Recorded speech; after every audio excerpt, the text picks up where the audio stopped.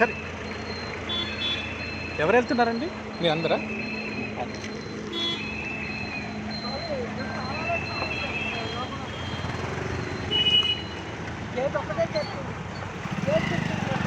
ఏమని చెప్తారా? స్వామి ఈ యాత్ర గురించి చెప్పండి కొంచెం ప్లీజ్. జై శ్రీమన్నారాయణ. శ్రీమన్నారాయణ యాదాద్రి మహాపాదయాత్ర అని ఒక చిన్న యాత్ర పెట్టుకున్నాం. సంజీవ్ నగర్ విజయలక్ష్మి దేవాలయం నుంచి ప్రారంభమైంది. ఈ రోజుకు 4వ రోజు.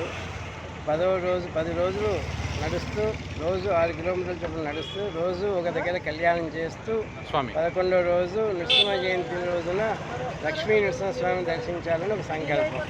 ఇదంతా విశ్వశాంతి కోసం, లోక కళ్యాణం కోసం చేస్తున్న మహాపాదయాత్ర యాదాద్రి వరకు. జై శ్రీమన్నారాయణ. జై శ్రీమన్నారాయణ. స్వామి ప్రతి సంవత్సరం చేస్తుంటారా లేకపోతే?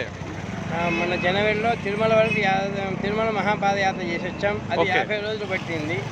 42 కళ్యాణాలు చేశాం. స్వామి అమ్మవారి దగ్గర సేవించి తర్వాత కొండకు ఎక్కాం.